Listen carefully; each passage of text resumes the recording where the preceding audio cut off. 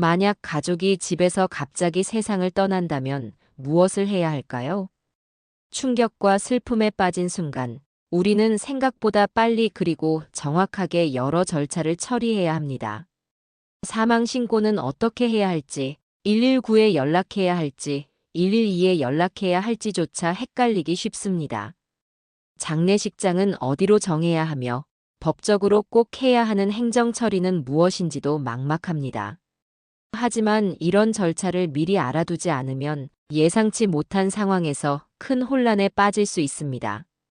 더군다나 갑작스럽게 사망한 경우 경찰 조사가 필요할 수도 있고 부검이 진행될 가능성도 있어 미리 절차를 이해하고 있어야 당황하지 않고 신속하게 대처할 수 있습니다. 오늘 영상에서는 집에서 가족이 사망했을 때 반드시 해야 할 신고 절차, 장례 준비 과정, 그리고 사망 후 행정 처리 방법까지 단계별로 하나씩 알려드리겠습니다. 이 영상을 끝까지 보시면 혹시라도 닥칠지 모를 상황에 대비할 수 있을 것입니다. 이런 일은 언젠가 우리 모두에게 닥칠 수 있는 일입니다. 미리 알아두면 훨씬 침착하게 대응할 수 있으니 영상을 끝까지 시청하시고 필요한 정보를 챙겨 두시기 바랍니다. 첫 번째, 사망 직후 가장 먼저 해야 할 일은 무엇일까요? 집에서 가족이 사망했다면 먼저 해야 할 가장 중요한 일은 사망 신고를 어디에 해야 하는지를 판단하는 것입니다. 상황에 따라 신고할 곳이 달라지기 때문입니다. 첫째, 병환으로 인한 자연사라면 119입니다. 가족이 오랜 투병 끝에 임종을 맞이했다면 당황하지 말고 119에 신고해야 합니다. 신고를 하면 구급대원이 출동하여 사망을 확인하게 됩니다. 이후 가까운 병원에서 사망진단서를 발급받아야 합니다. 둘째, 예기치 않은 갑작스러운 사망이라면 112입니다. 만약 가족이 갑작스럽게 사망했다면, 특히 사망 원인이 불분명하거나 사고로 인해 사망했다면 112에 신고해야 합니다. 경찰이 출동하여 사망 경위를 조사하고 경우에 따라 부검이 이루어질 수도 있습니다. 특히 단독으로 거주하는 부모님이나 혼자 있는 가족이 갑작스럽게 사망했을 경우 경찰 조사가 필수적으로 이루어집니다. 이 과정에서 경찰이 주변 상황을 조사하고 혹시 범죄의 개연성이 있는지 확인하게 됩니다. 사망 원인이 명확하지 않다면 국립과학수사연구원에서 정밀 부검을 진행할 수도 있습니다. 사망진단서 또는 검안서 발급은 아주 중요합니다. 사망진단서는 단순한 서류가 아니라 이후 장례 절차와 법적 문제 해결을 위한 핵심 문서입니다. 만약 경찰 조사 후 부검이 진행된다면 사망진단서 발급이 늦어질 수 있으므로 절차를 미리 이해하고 있어야 합니다. 사망진단서는 병원에서만 발급받을 수 있습니다. 만약 가까운 병원에서 발급이 어렵다면 사망을 확인한 의사가 있는 병원을 찾아야 합니다. 사망진단서가 없다면 장례를 진행할 수 없고 사망신고도 할 수 없으므로 반드시 챙겨야 합니다. 사망진단서는 반드시 필요한 중요한 서류입니다. 사망신고뿐만 아니라 장례 절차, 보험 처리, 상속 문제 등 이후의 모든 행정 절차에 사용되므로 반드시 원본을 보관하고 필요할 경우 사본을 만들어 두는 것이 좋습니다.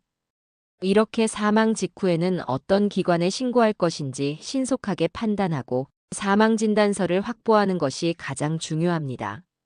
당황스러운 상황일수록 차분하게 절차를 따르는 것이 중요합니다. 두 번째, 장례식장을 선택해야 합니다. 가족이 집에서 사망했을 때 당황스러운 마음을 추스르기도 전에 가장 먼저 결정해야 할 일이 있습니다. 바로 어디에서 장례를 치를 것인가입니다. 장례식장을 선택하는 일은 단순한 결정이 아닙니다. 고인을 마지막으로 보내드리는 공간이기에 가족과 지인들이 조문하며 고인을 기릴 수 있는 장소로 신중히 선택해야 합니다.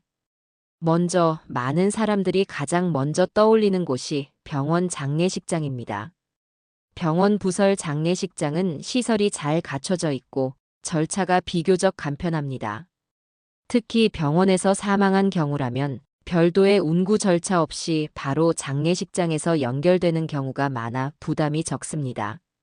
다만 병원 장례식장은 수요가 많아 원하는 날짜와 빈소를 확보하기 어려울 수 있고 비용이 비싼 편이라는 단점이 있습니다. 그렇다면 병원이 아닌 곳에서 장례를 치르고 싶다면 어떻게 해야 할까요? 사설 장례식장을 선택할 수도 있습니다. 사설 장례식장은 다양한 옵션과 가격대가 있어 가족의 형편과 고인의 뜻에 맞춰 장례를 준비할 수 있습니다. 불교식 장례, 전통식 장례, 간소한 가족장 등 원하는 방식으로 진행할 수 있다는 점이 큰 장점입니다. 하지만 사설 장례식장은 시설과 서비스 품질이 장례식장마다 다르기 때문에 계약 전에 꼼꼼히 확인하는 것이 중요합니다. 또한 특정 종교를 믿는 가족이라면 종교기관에서 운영하는 장례식장도 고려할 수 있습니다.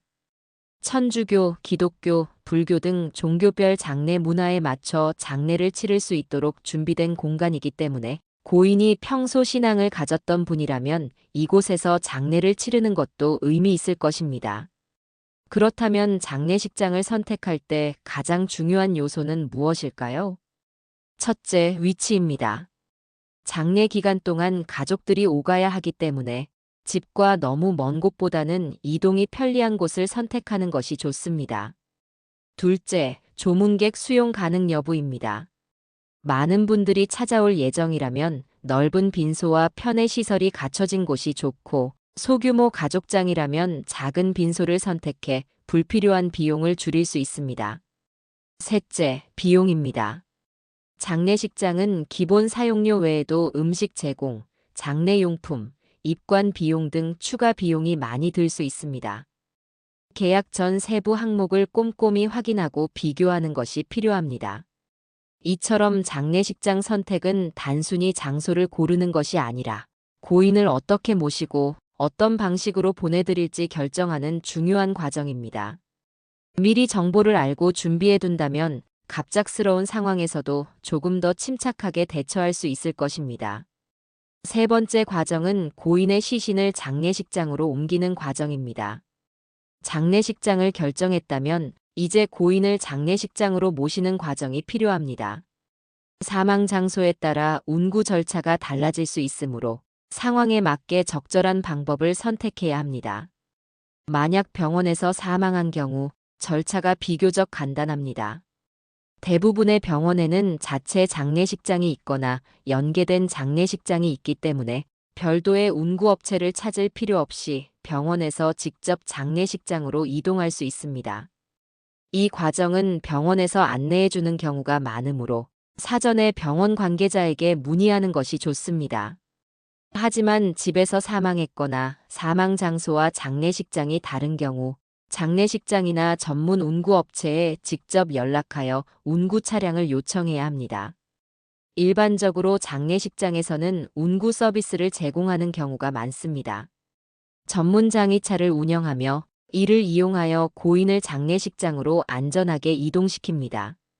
장례식장을 예약할 때 운구 서비스 여부를 함께 확인하면 편리합니다.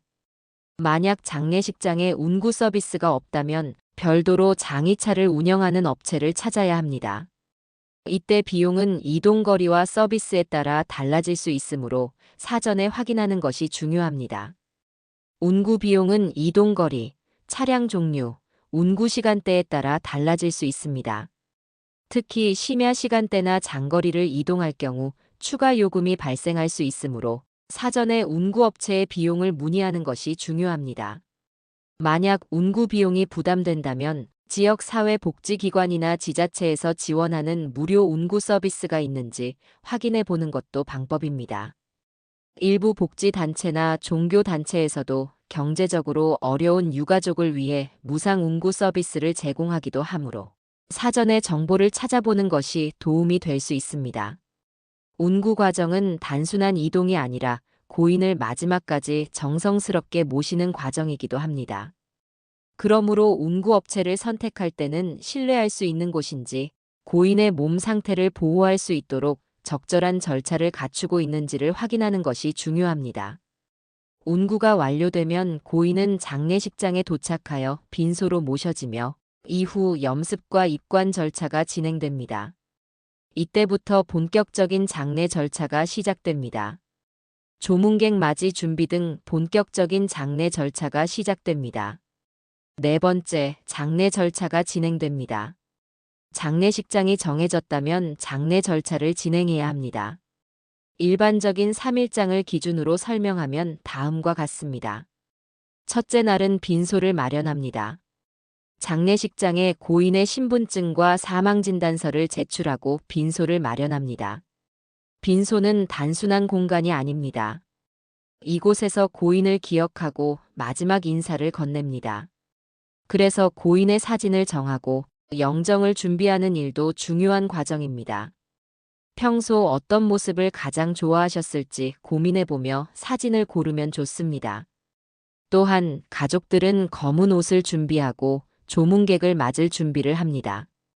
부고를 전할 때도 너무 갑작스러운 연락이 부담되지 않도록 가까운 친척과 지인부터 차근차근 연락하는 것이 좋습니다.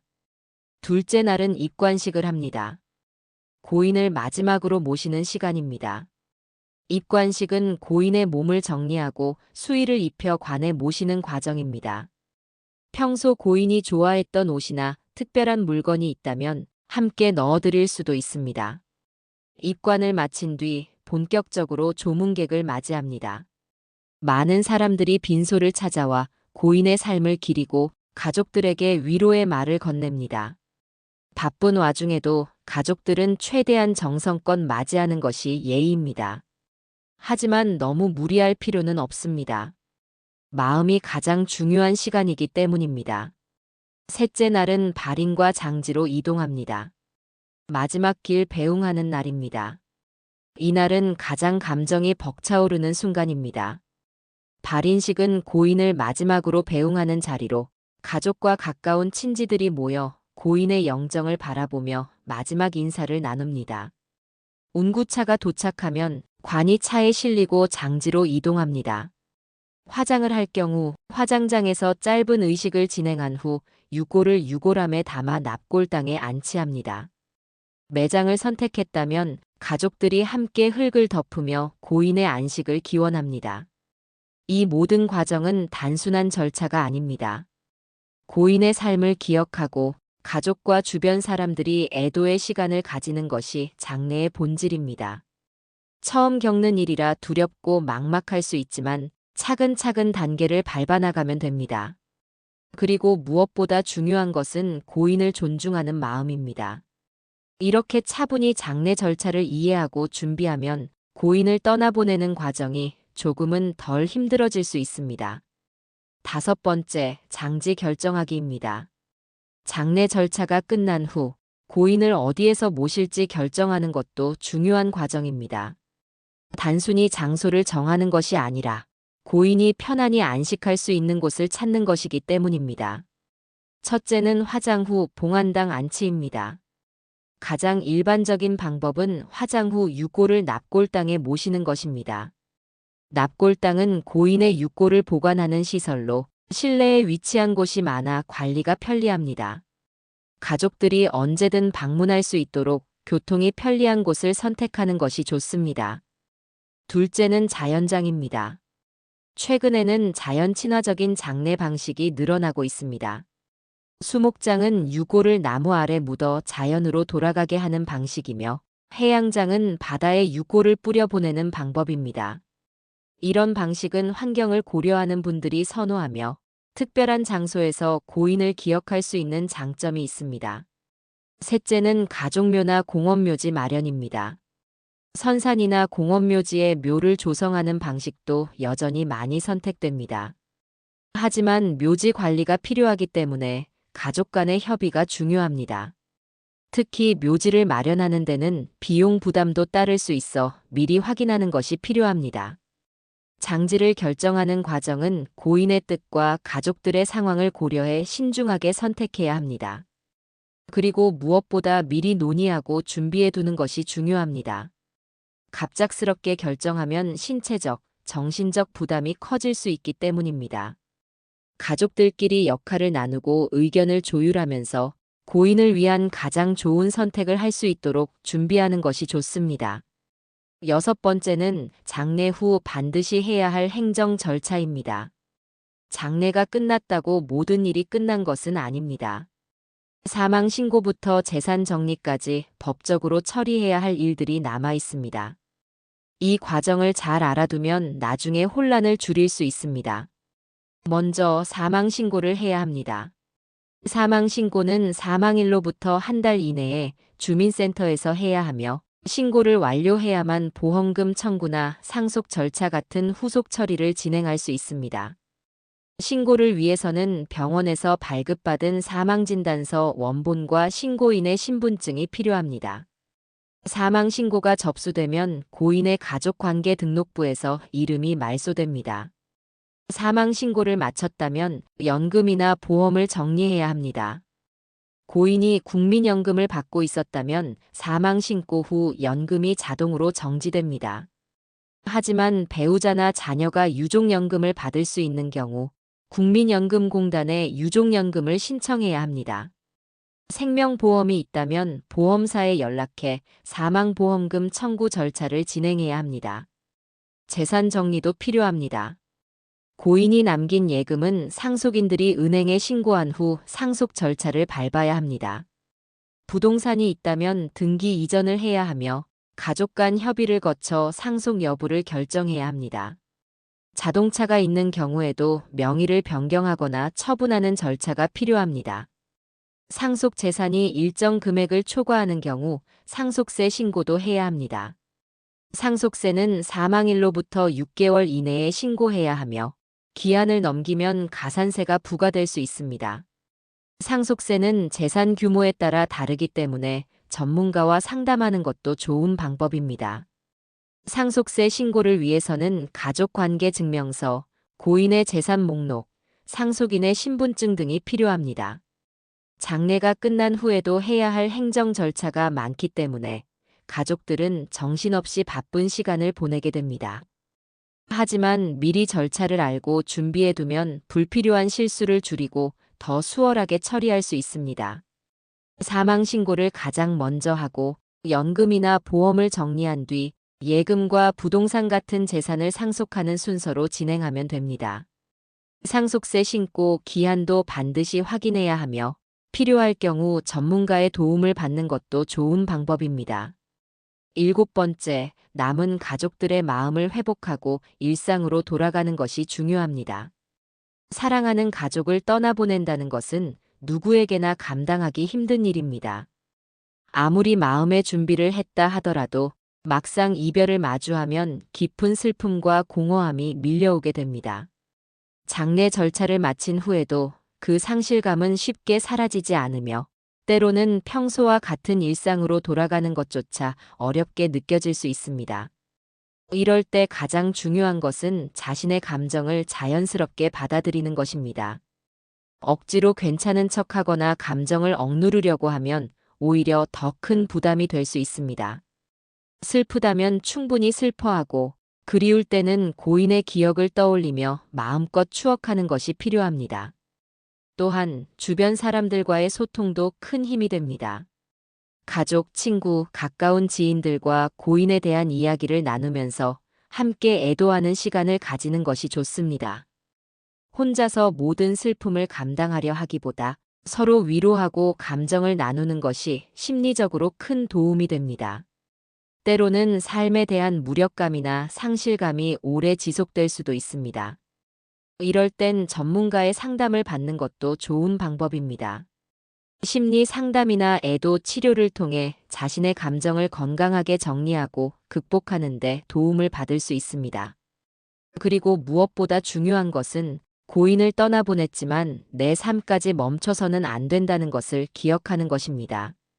고인은 우리가 슬픔 속에서 살아가기를 원하지 않을 것입니다. 남아있는 우리는 고인의 기억을 소중히 간직하면서도 다시 일상을 찾아가야 합니다. 사랑하는 사람과의 이별은 결코 쉬운 일이 아니지만 고인의 따뜻한 기억을 가슴에 품고 하루하루 살아가는 것이야말로 그들을 기리는 가장 좋은 방법일지도 모릅니다. 지금 이 순간 슬픔 속에 있는 분들이 있다면 그 감정을 충분히 받아들이고 주변의 도움을 받으며 천천히 일상으로 돌아갈 수 있기를 바랍니다. 오늘은 집에서 가족이 사망했을 때 꼭 알아야 할 절차와 장례 준비, 그리고 이후 행정 처리까지 차근차근 살펴보았습니다. 갑작스럽게 닥친 이별 앞에서는 누구나 당황할 수밖에 없습니다.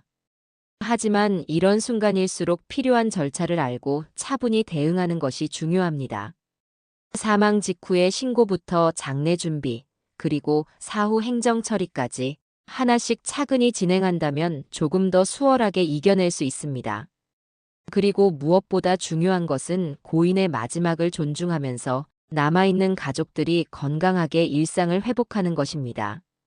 사랑하는 사람을 잃은 슬픔은 쉽게 사라지지 않지만 함께 나누고 의지하며 조금씩 나아갈 수 있습니다. 이 영상이 여러분께 작은 도움이 되었다면 좋아요와 구독을 눌러주세요. 앞으로도 꼭 필요한 정보를 전달해 드릴 수 있도록 노력하겠습니다. 함께 해주셔서 감사합니다.